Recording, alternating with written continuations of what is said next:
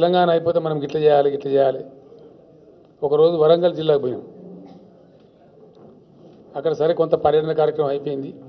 తిరిగి వచ్చే క్రమంలో అక్కడ స్థానిక నాయకుల నుండి సార్ ఒక లంబాడి తండ తగలబడ్డది, మనం కొంత పరామర్శ చేసిపోతే బాగుంటుందంటే తండాకు పోయినాం అనుకోకుండా. ఒక ఆయన ఆల్మోస్ట్ చచ్చిపోతా అన్నట్టుగా గొడవ చెప్తున్నాడు. నేను చచ్చిపోతా, నేను బతికెందుకని. నేను ఆయన పట్టుకొని ఎందుకని నువ్వు అంతా బాధపడుతున్నావు నాకు అర్థం కాదంటే, శ్రీరామనవమి వెళ్ళిన తర్వాత పెళ్లి చేద్దామని ఒక 55,000 రూపాయలు తెచ్చి ఇంట్లో పెట్టుకున్నా. ఇప్పుడు ఇల్లు కాలిపోయింది, ఆ డబ్బు కాలిపోయింది. నేను బిడ్డ పెళ్లి ఎట్లా చేయాలని, ఎట్లా బతకాలి, ఇప్పుడు విషయం దాకా చచ్చిపోవాలంటాడు. అట్లా చచ్చిపోయే అవసరం లేదు, నేను పంపిస్తే నీకు డబ్బులు, నీ బిడ్డ పెళ్లికి నేనే వస్తా అని చెప్పి ఆయనకు భరోసా చెప్పినాం.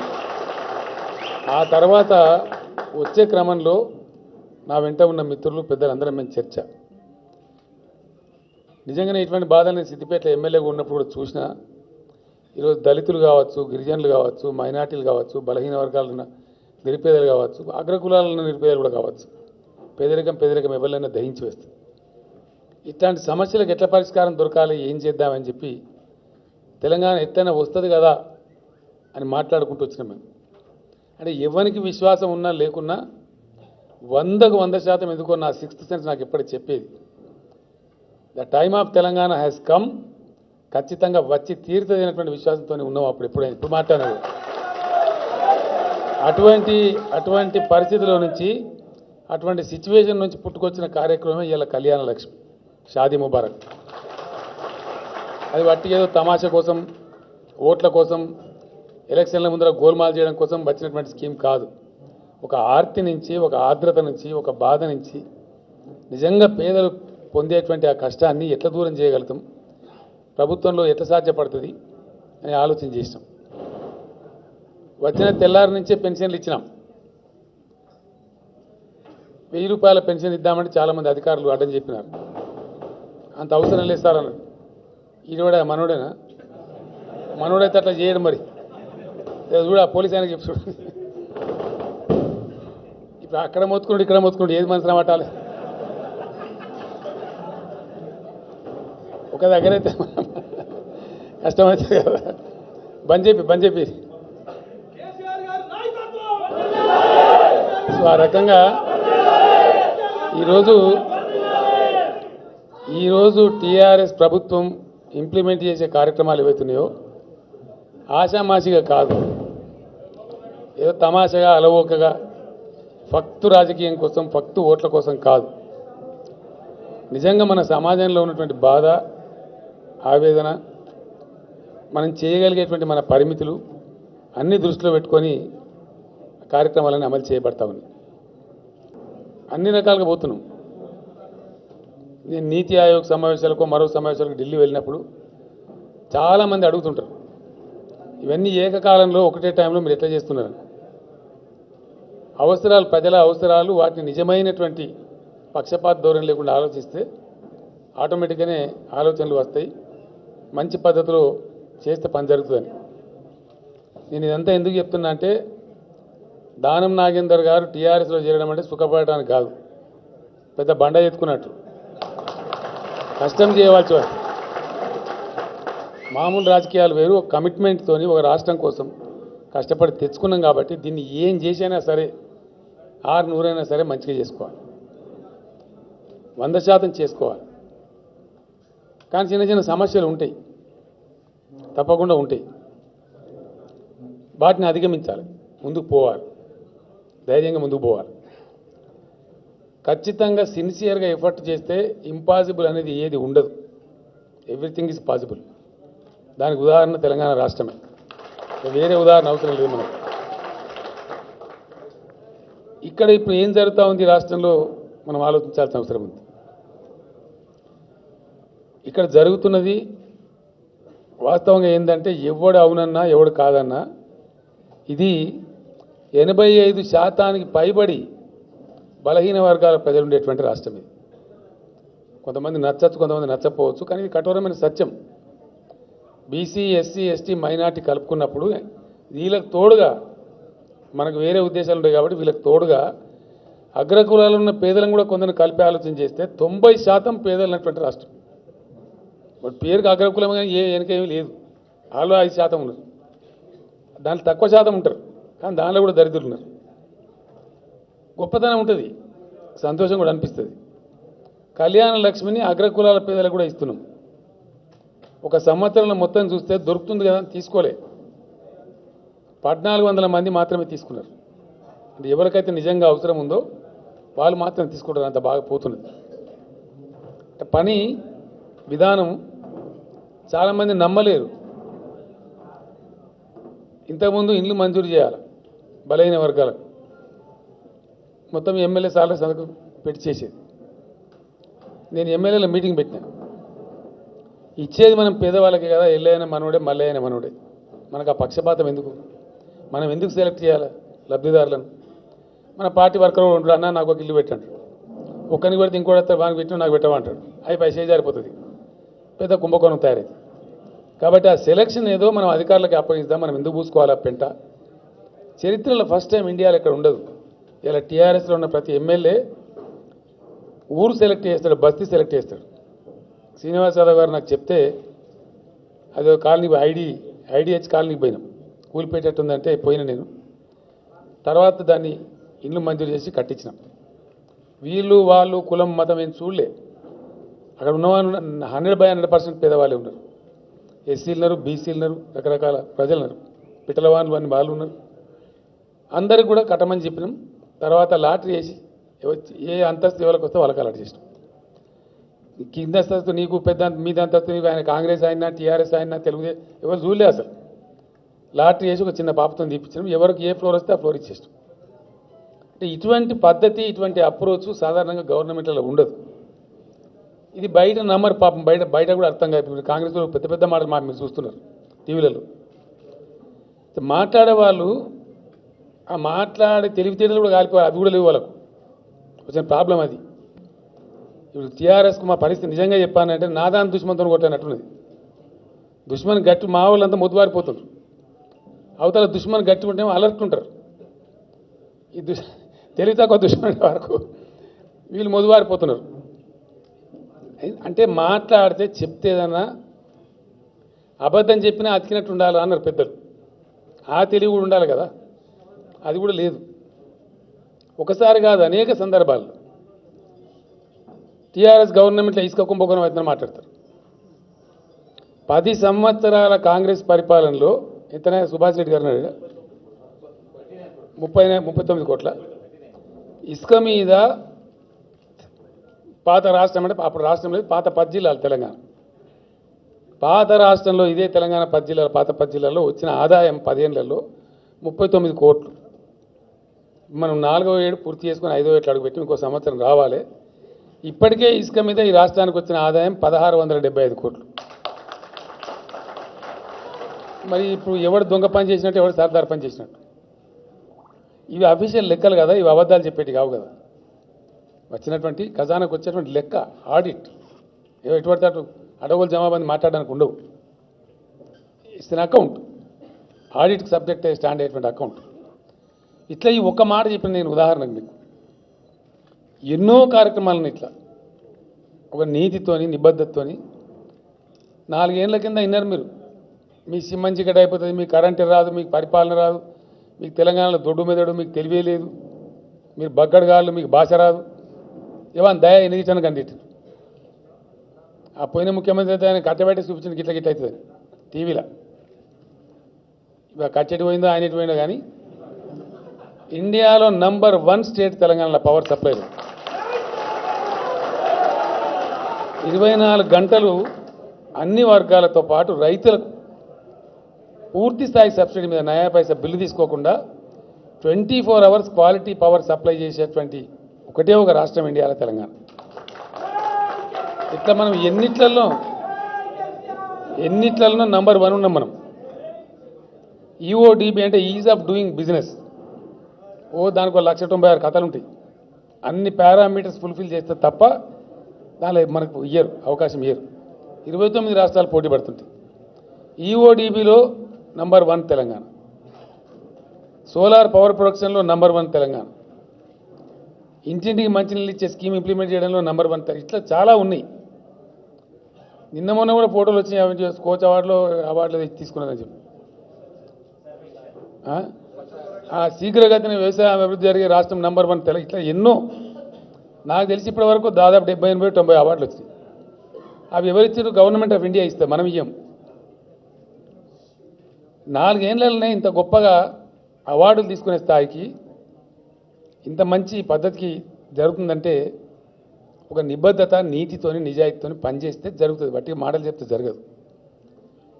ఇక్కడ కాంగ్రెస్ పార్టీ కానీ ఇంకో పార్టీ కానీ మాట్లాడతారు. కేసీఆర్ను గద్దె దించడమే మా కర్తవ్యం. ఏమి నీ బొంద కర్తవ్యం? కర్తవ్యం అరే మేము గెలిస్తే ప్రజలకు ఇచ్చేస్తామా, గరీబులకు గచ్చేస్తాం, పలానా దళిత వర్గానికి ఇచ్చేస్తాం, పలానా ముస్లింలకు ఇచ్చేస్తాం, పలానా బ్యాక్వర్డ్ క్లాస్ ఇది చెప్పాలి. కానీ కేసీఆర్ను గద్దె దించి అదేమో నీ దిక్కుమాలిన కర్తవ్యం. అదో కర్తవ్యం చెప్తే కూడా సిగ్గుపోతుంది. ఎప్పుడు ఉప ఎన్నిక వస్తుంది, ప్రతి ఎన్నికల వాళ్ళు మాట్లాడే ఇక్కడి నుంచే పతనం ప్రారంభం టీఆర్ఎస్ అని. తర్వాత వాళ్ళ పరిస్థితి ఏంటంటే డిపాజిట్లు పోతున్నాయి. ఇంకా విచిత్రమైన కథ, రెండు ఎన్నికలు జరిగినాయి. నేనే ఆశ్చర్యానికి గురైన. ఒకటి నారాయణఖేడ్లో జరిగింది, రెండోది పాలేరులో జరిగింది. ఇద్దరు శాసనసభ్యులు చనిపోయిన దురదృష్టవశాత్తు. కృష్ణారెడ్డి గారు అని చెప్పి నాగేందర్ గారు మేమంతా కలిసి పనిచేసిన నారాయణఖేడ్ చాలా సీనియర్ ఎమ్మెల్యే పాపం. ఆయన సమితి పాయింట్ పనిచేసి స్థానికంగా బలమైన నాయకుడు. ఆయన చనిపోయాడు. ఆయన కొడుకే కాంగ్రెస్ అభ్యర్థి. మేము పెట్టిన పిల్లగాడు చాలా కొత్త పిల్లగాడు, జీవితంలో సర్పంచ్ కూడా కాలే. 53,000 మేడతో గెలిచిండు. చనిపోయినప్పుడు సింపతి ఉంటుంది సాధారణంగా. మన దేశం విచిత్రమైన దేశం. అక్కడ పాలేరు ఖమ్మం జిల్లాలో కూడా రామిరెడ్డి వెంకటరెడ్డి గారు అని చెప్పి చనిపోయిండు. వారి ధర్మపత్ని గారే పోటీ చేసిండ్రు, వారి భార్యనే. అక్కడ కూడా టీఆర్ఎస్ 46,000 ఓట్లతో మేడతో గెలిచింది. మీరంతా ఎక్కువ హైదరాబాద్ వాస్తవ్యులు. జిహెచ్ఎంసీ ఎన్నికలు ఏం జరిగిందో మీకు తెలుసు. జిహెచ్ఎంసీ పుట్టిన కాడికి వెళ్ళి ఈ పద్ధతిలో ఎవరు గెలవలే. మజ్లీసు టీఆర్ఎస్ కలిసి ఫామ్ చేస్తే చాలా ఎక్కువ అనే మాట ముందనుకున్నారు. కానీ డైరెక్ట్గా టీఆర్ఎస్ఏ కానీ 99 సీట్లు గెలిచిండ్రు. కానీ ఒక సంస్కారవంతంగా పనిచేసే పద్ధతి మా హైదరాబాద్ నాయకులకు మహమూద్ అలీ గారు కావచ్చు, శ్రీనివాస్ యాదవ్ గారు, మా నరసింహ కావచ్చు, నరసన్న, పద్మారావు గారు, ఇంకితర ఎమ్మెల్యేలు, ఎంపీలందరికీ నేను ధన్యవాదాలు చెప్తున్నా. అహంకారంతో పనిచేయదు టీఆర్ఎస్. మజ్లీస్ పార్టీ మిత్రపక్షం అనుకున్నాం. ట్రుత్ఫుల్గా ఉంటాం, ఇమాందారిగా ఉంటాం.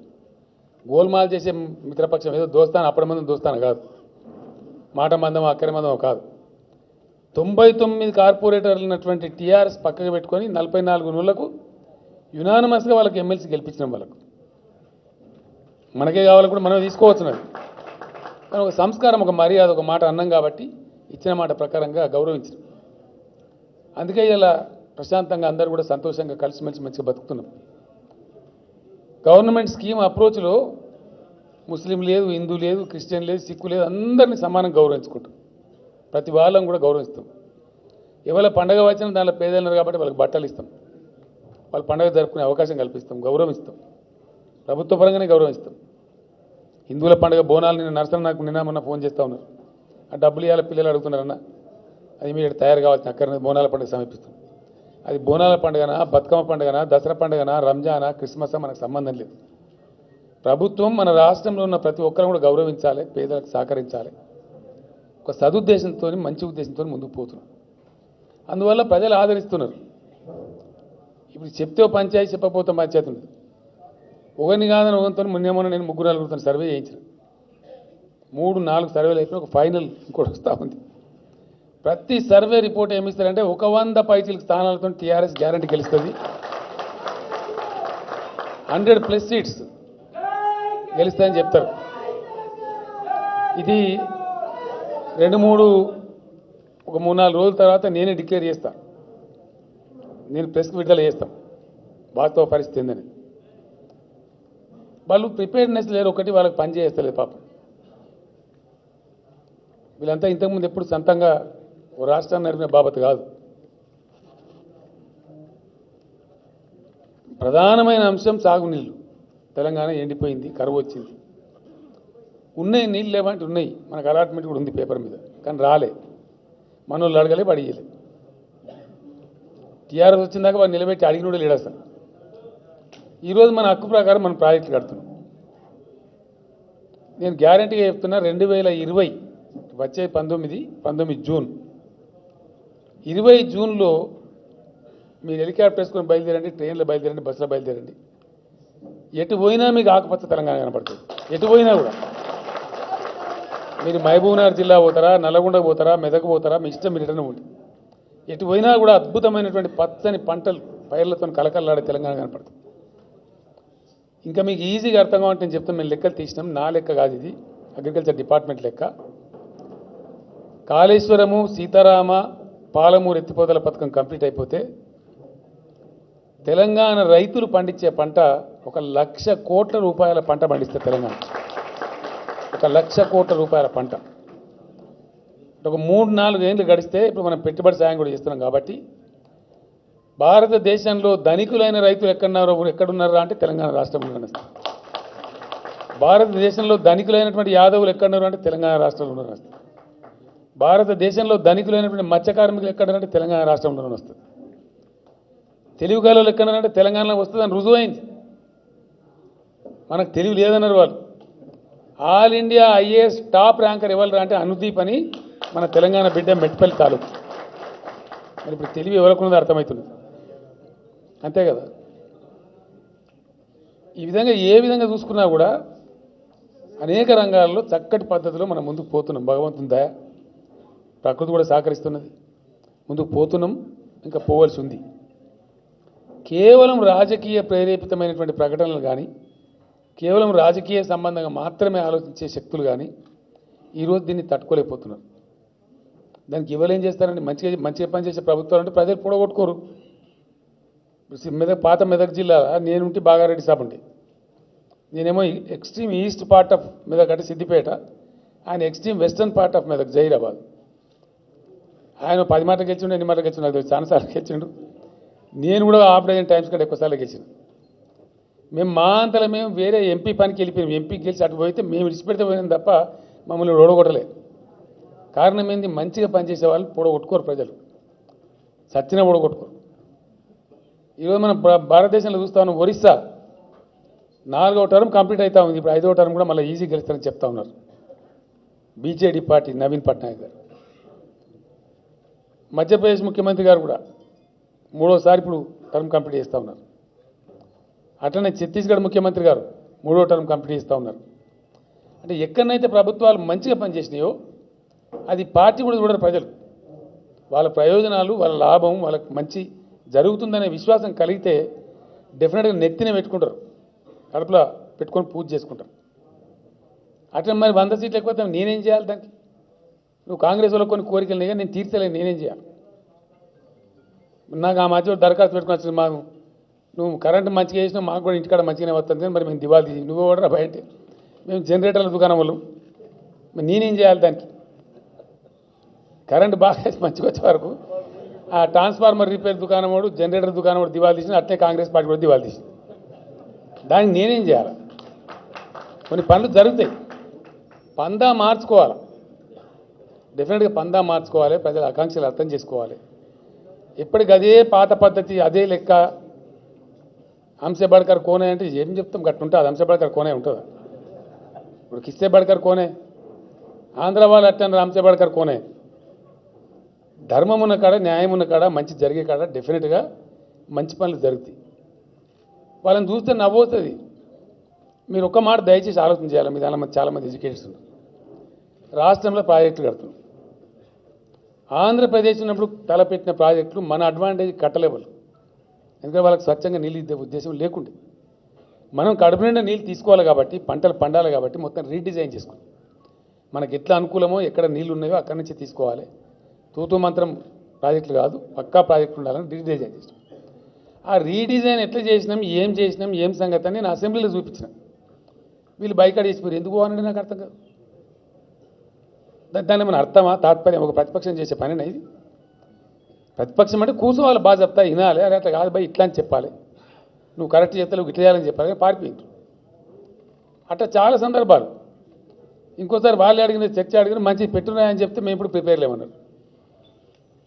ఆ ప్రిపేర్ లేమని చెప్పినా కూడా ఎవరు ఇప్పుడున్న పిసిసి అధ్యక్షుడే. మేము ప్రిపేర్ కదా, మరి ప్రిపేర్ కాకపోతే ఎందుకు వచ్చినాం అసెంబ్లీకి? నేను నా దాని దుష్మని ఎందుకంటే కిందికే అన్నా. ఓ లెక్క తెలియదు, పత్రం తెలియదు, స్టాటిస్టిక్స్ లేవు, అబద్ధాల మీద అసత్యాల మీద అంతులేని నమ్ముతారా జనం? సింపుల్ మాట, మీరు వెట్టి చాకరీ చేయించిన హోంగార్డులతో మీ 40 ఏళ్ళ రాజ్యంలో ఇలా ఇండియాలో వాళ్ళని కడుపులో పెట్టుకొని అత్యధిక జీతం హోంగార్డులకు ఇచ్చే రాష్ట్రం తెలంగాణ. ఇది వాస్తవం కాదా?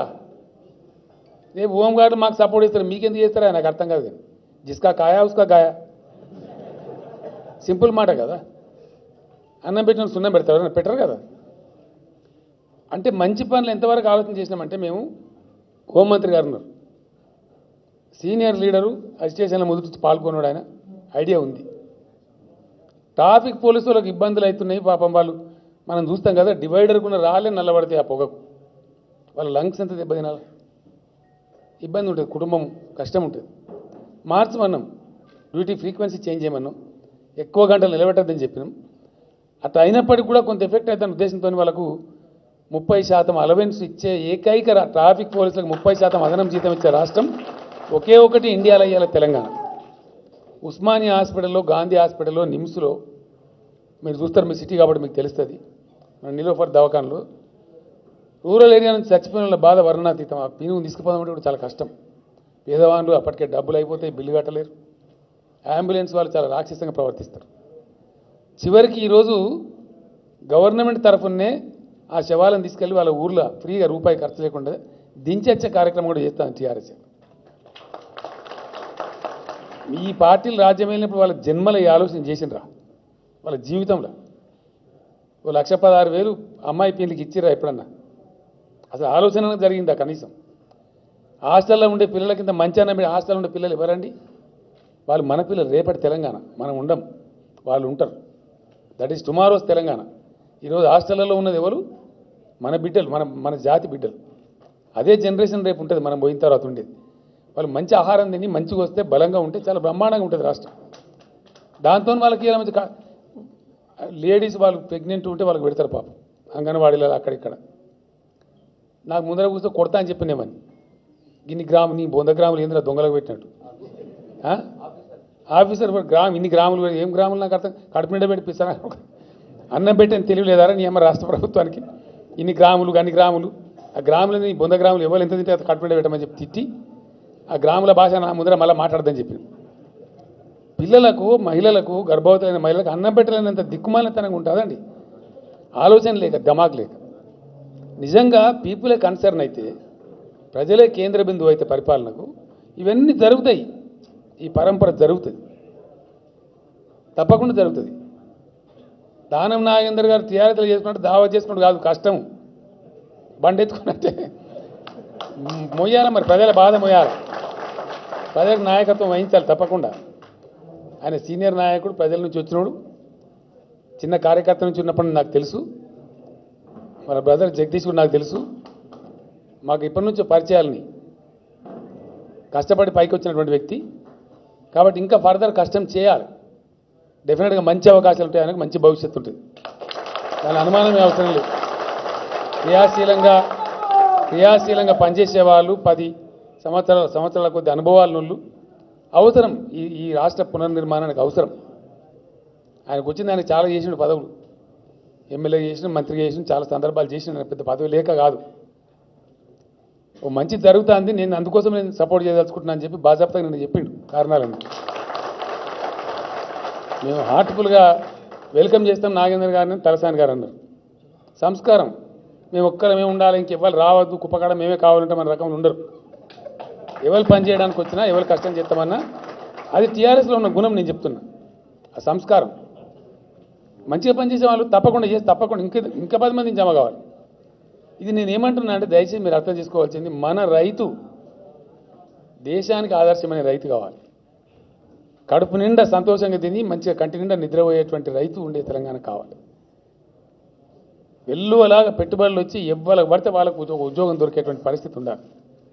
మన యువతకు చిన్నదో పెద్దదో బిచ్చమెత్తుకోకుండా, పిచ్చోలాగా రోడ్ల మీద తిరగకుండా అంత పెద్ద ఎత్తున పెట్టుబడులు రావాలి, పారిశ్రామికీకరణ జరగాలి.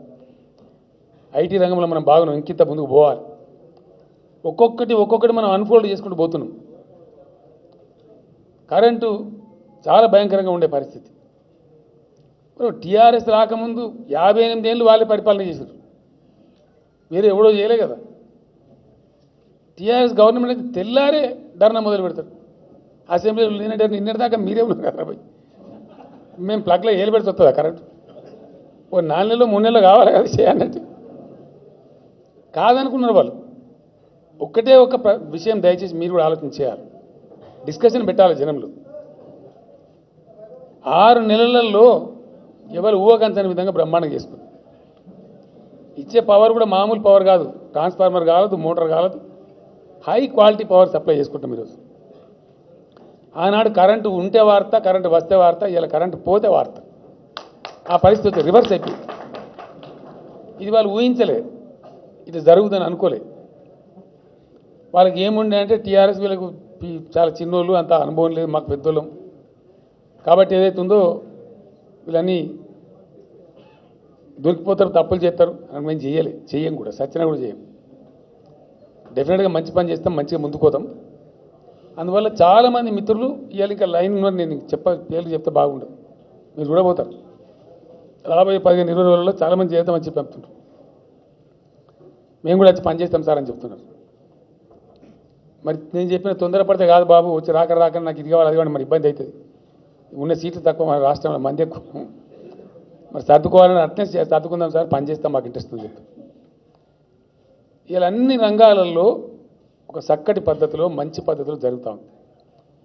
మేము చాలా మేధావులము, ఇది సమైక్య రాష్ట్ర పాలకులు, చాలా తెలుగు కళలం, చాలా మాటలు మాట్లాడి మనం విన్నాం. మరి గీమందం పని ఇప్పుడు తెలంగాణలో చేసిన పని మీరు ఎందుకు చేయకపోతే, మీరు ఎందుకు చేయాలి? కరెక్ట్ 30 ఏళ్ళు ఏడిపించారు కదా రైతాంగాన్ని, ప్రజలను 30 సంవత్సరాలు బాధ పెట్టారు. ఇలా టీఆర్ఎస్ ప్రభుత్వం చేసిన పని ఎందుకు చేయలేదని అడుగుతా ఉన్నా. ఇలా ఏ నోరు పెట్టుకొని మీరు మాట్లాడతారు? అందువల్ల ఒక నిర్మాణాత్మకమైన ప్రతిపక్షం లేకుండా నాదాన్ దుష్మన్ లాగా ప్రతిపక్షం. ఈ బీజేపీ పార్టీ అని ఒక ఆయన ఉన్నాడు, ఆయన పాట పెట్టిన దమ్ముందా ముఖ్యమంత్రి, ఏం దమ్ము ఈ దమ్ము పాడుగా. బీజేపీకి ఏం దమ్మున్నదో మనకెరక ఇక్కడ, మనకు తెలియదా? మనం వీళ్ళు మన కొత్తగా ఆకాశంకి వచ్చినారు. ఆ పార్టీ పరిస్థితి ఏంది, కథ ఏంది, దాని లోతుపాత మనకు తెలుసు. వాళ్ళ అధ్యక్షుడు వచ్చింది, ఎవరు? జాతీయ అధ్యక్షుడు అమిత్ షా. ఆయన అడ్డం పొడుగు అంతా మాట్లాడిండు. నేను లెక్క మొత్తం అప్పచెప్పి, అంటే మన అదృష్టం ఏంటంటే ఉద్యమ సందర్భంలో ఏదైతే వాదించినామో అది 100% నిజమైంది. బంగారు పిట్ట లాంటి తెలంగాణ, అద్భుతమైన వనరుల తెలంగాణ. ఒక 58 ఏళ్ళు బంధించబడి నష్టపోయినాం, లక్షల కోట్లు మన సొమ్ము పోయింది. ఆశ్చర్యపడుతుంది. ఇలా ఒక రాష్ట్ర ప్రభుత్వానికి ఎంత ధైర్యం ఉండాలి? బడ్జెట్లో పెట్టి బాజాప్తా ఒక 12,000 crores, 12,000 కోట్ల రూపాయలు ఇస్ బిగ్ మనీ, చిన్న మనీ కాదు అది. అంత డబ్బు మా రైతులకు ఇస్తామని చెప్పి మనం పనిచేసినాం, అయిపోయింది, ముట్టిపోయినాయి. ఇక్కడికి పంచాయతీ ఏంటంటే, ప్రతిపక్షాలకు వచ్చిన ఏడుపు ఏంటంటే, టీఆర్ఎస్ ప్రభుత్వం చేపట్టిన ప్రతి పని ప్రజల యొక్క రీచ్లో ఉంది, వాళ్ళ ప్రత్యక్ష అనుభవంలో ఉంది. ఉదాహరణ ఇప్పుడు కరెంట్ వస్తుంది, నీ ఇంటికి వస్తుంది, నా ఇంటికి వస్తుంది, నాకే వచ్చి డైరెక్ట్ మరి డబ్బు కొట్టడం చెప్పండి నాకు. ఇంతకుముందు ఎట్లా కరెంట్ వచ్చింది, ఇప్పుడు ఎట్లా కరెంట్ వస్తుంది నాకు తెలియదా? హైదరాబాద్ అపార్ట్మెంట్లకు, ఆ సొసైటీలకు ఎంత డబ్బులు మిగులుతుందో తెలియదా? డీజిల్ ఖర్చులు ఎన్ని తప్పినాయో తెలియదా? షాపుల వాళ్ళకు ఏ షాపులకు పోయినా ఆ వాసనే వస్తుండే, జనరేటర్ వాసన. ఇప్పుడు లేదు. 1000 రూపాయలు ఇస్తానమంటే ఒక ముసలమ్మ కావచ్చు, ఒక పాపం వీడో కావచ్చు, ఒక 15 వందలు తీసుకుని ఒక హ్యాండిక్యాప్డ్ పర్సన్ కావచ్చు, నాకు డైరెక్ట్ నాకే రావట్టే. కళ్యాణ లక్ష్మి డబ్బు వస్తే నా బిడ్డకే వచ్చాయి, రెసిడెన్షియల్ స్కూల్లో సీట్ దొరికితే నా కొడుకే దొరికింది, నాకు తెలియదా? టీఆర్ఎస్ ఇలా ఇంప్లిమెంట్ చేస్తున్న పథకాలు గుప్తంగా లేవు, గోప్యంగా లేవు, ప్రజల యొక్క ప్రత్యక్ష అనుభవంలో ఉన్నాయి, డైరెక్ట్ ఎక్స్పీరియన్స్లో ఉన్నాయి. People are enjoying it. మహబూబ్ నగర్లో చాలా సంతోషం, అంటే మామూలు నా కళ్ళకు నీళ్ళు వచ్చిన ఆనంద బాష్పాలు. ఒకప్పుడు నేను అక్కడ పోయి ఏడ్చిన ఉద్యమంలో. ఒక గ్రామస్తులు పోయి, సార్ మేమంతా హైదరాబాద్లో నిన్నమన్నదాకా వలస ఉన్నాం, ఇగో మా 75 కార్డులు, రేషన్ కార్డులు హైదరాబాద్లో క్యాన్సిల్ చేయండి, మాకు ఈ ఊళ్ళో అయ్యింది అని చెప్పి రివర్స్లో మైగ్రేట్ అయిపోయింది ఇక్కడ ఉన్నోళ్ళు, కూలీ చేయడానికి వచ్చినట్టు. ఎందుకంటే 6.5 లక్షల ఎకరాలకు నీళ్ళు వచ్చి పారినాయి, పంటలు పండి కోతలు కూర్చొని. ఇప్పుడు ఈ జూన్లో 8 లక్షలకు పోతున్నాం. జూరాల ఆయకట్టు కాక నేను చెప్పేది. జూరాలు కూడా కలిపితే పల్లేరులు మొలిసినాయి పాలమూరులోని కవులు పాటలు రాసినటువంటి పాలమూరులో 10 లక్షల ఎకరాలకి ఇలా పొలాలు పారబోతా ఉన్నాయి. 10 లక్షల ఎకరాలు. అది వాస్తవం. ఇప్పుడు నేను చెప్తున్నా, లైవ్ టెలికాస్ట్ పోతుంది. వాళ్ళు ఇంటర్ లేరు మహబూబ్ నగర్లో. ఏడబారిందా కేసీఆర్ తప్పు చెప్తున్నాను, రేపు శిక్ష పెట్టరు నాకు. నేను చెప్పేది తప్పు అయితే మాకు శిక్ష పెడతారు, నిజమైతే విమర్శించేవాడిని శిక్ష పెడతారు, అంతే కదా. విచిత్రం ఏంటంటే చాలా గమ్మత్ మాట్లాడతారు. అది చాలా గమ్మత్ అంటే గమ్మత్ అనిపిస్తానంట. అక్కలు ఉండి మాట్లాడతారా లేక మాట్లాడతారా? కాంగ్రెస్ పార్టీలో ఆయన పెద్ద, నేను చాలా పెద్ద సీనియర్ లీడర్ అంటారు జైపాల్ రెడ్డి. వరంగల్ ఎలక్షన్లు వచ్చిండు ఏ ప్రచారానికి. మొన్న దయాకర్ అని చెప్పి అక్కడ కడియం సీఆర్ గారు రిజైన్ చేస్తే ఈయన కాంగ్రెస్లో పెద్ద మనిషి అని ప్రచారం తెచ్చారు. ఆయన చేసిన పని ఏం తెలుసునా? తెలంగాణ ఉద్యమం అప్పుడు నువ్వు ఏడున్నావు కేసీఆర్ ఏడవానవు అన్నాడు. నన్ను నేనంటే ఇప్పుడు నేను రౌతు పట్టుకొని నెత్తివాళ్ళు కొట్టుకుందా? ఇది ఏమరా, నన్ను పట్టుకొని నువ్వు ఏడున్నావు అంటే ఇదేమి దిక్కుమాలిన ప్రశ్న అని చెప్పి నేను వరంగల్ ప్రజలకు దండం పెట్టి చెప్పిన. నేను పెద్ద సమయకి నేను ఎన్ని మాటల వరంగల్కి వచ్చిన వరంగల్లో ఎన్ని సభలు పెట్టినా మీకు తెలుసు కదా. మరి ఆయన ఈ మాట మాట్లాడి పేపర్లో వచ్చింది, అది చూసి నేను మాట్లాడుతున్నా. ఎవరు మరి ఆయన తప్పు మాట్లాడితే వాళ్ళకి శిక్ష చేయాలి, నేను మాట్లాడితే నాకు శిక్ష చేయాలని చెప్పిన. దయాకరంగా ఎంపీ గెలిచిన పిల్లగాడు జీవితంలో సర్పంచ్ కూడా కాదు, యంగ్ పిల్లగాడు, కార్యకర్త, మంచోడు, ఉద్యమంలో పనిచేసిండు. 4,64,000 మేయర్తో గెలిచిండు. ఆ వరంగల్ పార్లమెంట్ చరిత్రలో ఎవరికి అంత మేయర్ రాలేదు. అంటే దాని అర్థమైంది, పిచ్చి మాటలు, అసంబద్ధమైన మాటలు, అసంగతమైన మాటలు మాట్లాడితే అబాస్ పాలవుతారు, నవ్వుల పాలవుతారు. అందుకే నేను మొదలన్నా కదా, అబద్ధం చెప్పినా అతికినట్టు ఉండాలి, తెలివి ఉండాలి. అసంబద్ధంగా మాట్లాడదు. మనం కూడా రాజకీయ నాయకులు కూడా ఏదో సంస్కృతం మాట్లాడాలి, అన్ని తప్పులు మాట్లాడతాం, వచ్చిన భాషలో మాట్లాడాలి, ఏది తెలుస్తుందో గలనే మాట్లాడాలి. ఇది మాట్లాడేది ఎట్లుంటుందంటే, ఒక ఆయన వచ్చినాడు, ఒక ఆయన చనిపోయాడు పాపం. చనిపోతాడు, శివం అక్కడ బడి బంధువులంతా వచ్చినారు, కుటుంబ సభ్యులు ఏడుస్తున్నారు, వాళ్ళు వీళ్ళు పరామర్శకు వస్తారు కదా. అందులో కూడా వచ్చిండు ఈ జైపాల్ రెడ్డి అసంటుడు. ఏమైంది భయ్? చనిపోయాడు. ఎట్లా చచ్చిపోయాడా? పాము కరిస్తే చచ్చిపోయాడు. అరే ఏడ కరిసింది భయ్ పాము? ఈ కన్ను బొమ్మ మీద కరిసింది భయ్. కానీ ఏమో కంట కడితే కన్నే పోతుండే అన్నాడు. ఏమో చెట్టు అంతా మనిషి పీకిడు అంటే ఆ పోయిన మనిషి కన్ను అంటే అసంబద్ధంగా మాట్లాడేది గిది అన్నట్టు.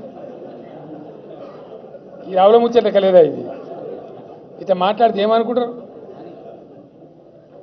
ఇట్లా మాట్లాడితే జనం బాగా అబాస్ పాలైపోతారు.